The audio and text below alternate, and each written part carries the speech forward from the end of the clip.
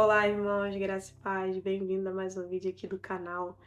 Hoje eu queria compartilhar uma mensagem com vocês que Deus falou ao meu coração. Essa mensagem, ela tá lá no livro de 1 Reis, capítulo 17, do versículo 18 ao 24. Mas antes eu queria contextualizar vocês.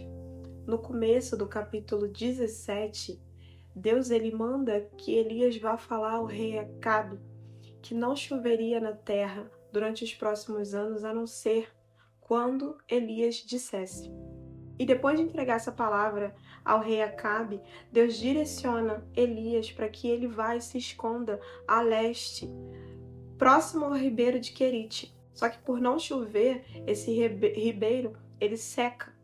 E aí a palavra continua dizendo que Deus vai e manda ele ir para a terra de Sarepta, que lá ele já ordenou que uma viúva lhe desse comida.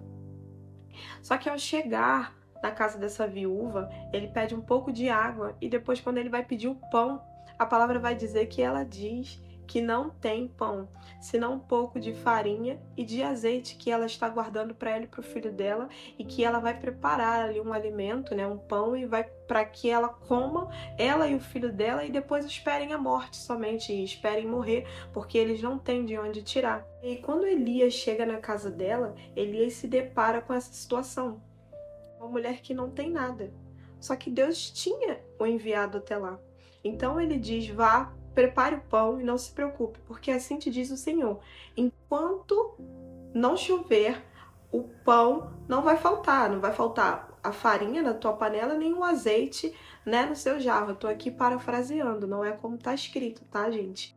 E realmente não falta a farinha da panela e nem o azeite do jarro. Nisso se cumpre as palavras de Elias. E aí só nisso a gente já consegue pegar alguma coisa, né? A palavra vai dizer em Deuteronômio 18, 21, 22, que o verdadeiro profeta é confirmado quando a palavra que sai da boca dele se cumpre. E Deus ele usa diversas situações para nos encontrar e nos transformar. Então Elias ele vai até Sarepta para poder profetizar sobre a vida daquela mulher.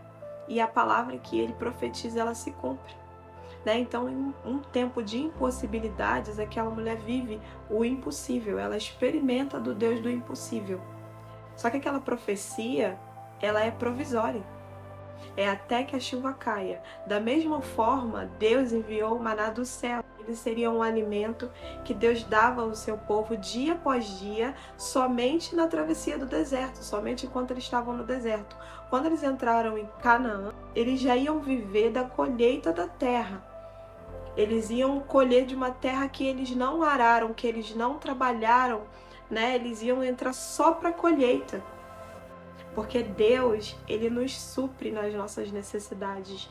Deus nos supre nas nossas impossibilidades. Só que Deus não quer que nós vivamos só de pão. Deus, ele quer nos transformar.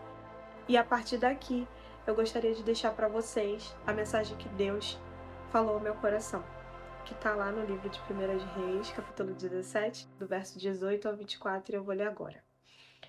Diz assim a palavra do Senhor. Então a mulher disse a Elias: o que foi que eu fiz a você, homem de Deus? Você veio aqui para trazer à memória minha iniquidade e matar o meu filho? Elias respondeu: dê-me o seu filho.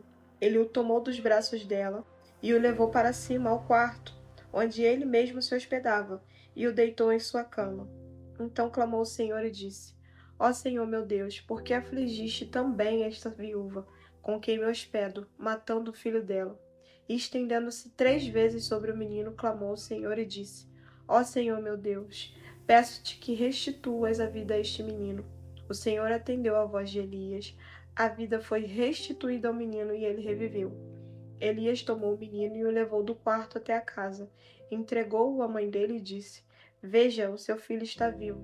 Então a mulher disse a Elias: agora eu sei que você é um homem de Deus e a palavra do Senhor na sua boca é verdade. Se a gente continuar lendo, vai dizer que o filho dessa mulher, passado um tempo, adoeceu e veio a falecer.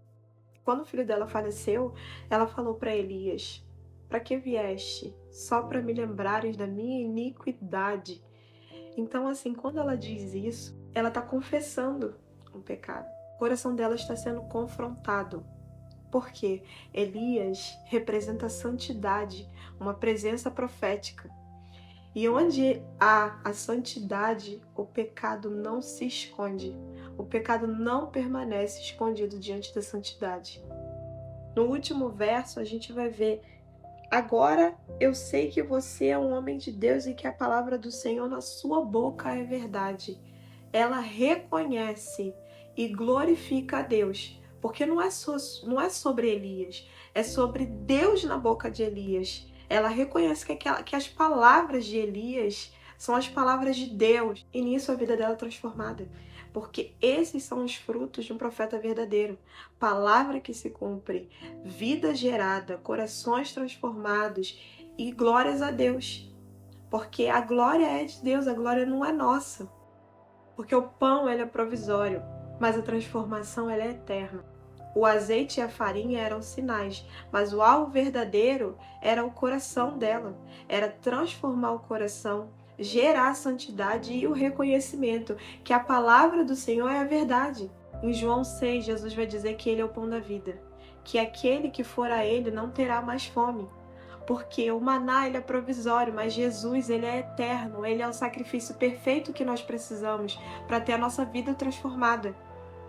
Então essa viúva ela passa por um processo. Qual é o processo?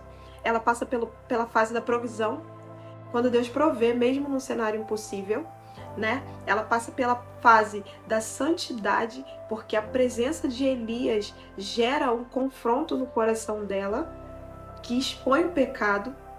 A vida, a fase da vida, porque a confissão do pecado e a fé, ela gera vida mesmo em meio à morte.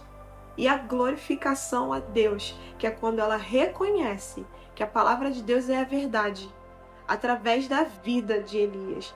Em Marcos 11, do 12 a 14, vai falar sobre a figueira sem fruto. Jesus chega perto da figueira para colher um fruto dela. E quando ele chega perto da figueira, a figueira não tem nenhum fruto, somente folhas, o texto vai dizer, né? E o texto vai continuar dizendo porque não era a época de figo. E o interessante é que mesmo não sendo época de figo, Jesus amaldiçoou a figueira. Aí a gente pensa, se não era época de figo, por que Jesus chegou para colher o figo? A figueira tem um ciclo muito específico. Quando ela não tem folha nenhuma, ela não tem fruto. Ela floresce e frutifica ao mesmo tempo. Eu posso dizer isso com propriedade porque aqui no meu terreno tem um pé de figo. E no inverno ele fica totalmente pelado. E quando vai chegando na primavera, vai começando a dar as primeiras folhas. E quando ele começa a dar as primeiras folhas, ele já começa a dar uns frutos pequenininhos. Então, o que significa isso? Quando a figueira ela tem muitas folhas, ela obrigatoriamente tem que ter frutos. E aquela figueira ela tinha a aparência de que tinha frutos, mas ela não tinha frutos. Porque é impossível uma figueira ser toda folhada e não ter frutos, mesmo que pequenos. E Jesus, sendo Deus, o próprio Criador, sabia muito bem disso. Em 2 Timóteo 4, 2, vai dizer que pregai a palavra em tempo e em fora de tempo, tendo ou não oportunidade, que é para nós pregarmos a palavra o tempo todo. E pregar, gente, não significa estar com o microfone no púlpito. Pregar significa viver a vida de uma forma que mostre que Deus está em nós. Como nós podemos frutificar? Confiando, obedecendo, gerando vida, nos deixando ser instrumento, né, nas mãos de Deus, perseverando em oração, nos santificando e dando glória a Deus em tudo. Frutificar é viver a vida de uma maneira que a palavra de Deus na nossa vida e na nossa boca seja reconhecida como verdade, assim como foi na vida do profeta Elias. Muitas vezes nós estamos inseridos em ambientes que as pessoas sabem que nós somos cristãs, porque a gente fala, mas muitas vezes pessoas chegam para outras pessoas e perguntam: você é da igreja? Você é cristã? Por quê? Pela forma como que aquela pessoa vive, como ela se porta, como ela fala. Porque quem tem Cristo tem que gerar fruto. Quem nasceu e é nova criatura tem que frutificar, a sua vida tem que gerar fruto. Você não pode ser só uma árvore bonita, cheia de folhas e com boa aparência. Você tem que frutificar, porque o fruto não é para o nosso uso, não é para o nosso alimento. Nenhuma árvore come do seu próprio fruto. O fruto é para os outros, para o crescimento do reino, para o fortalecimento do reino. Muitas pessoas às vezes vão ser transformadas pelas suas atitudes, não pelas suas palavras. Porque nós não devemos ser só cristãos dentro da igreja, ser só cristãos naquela roda de amigos que também são cristãos.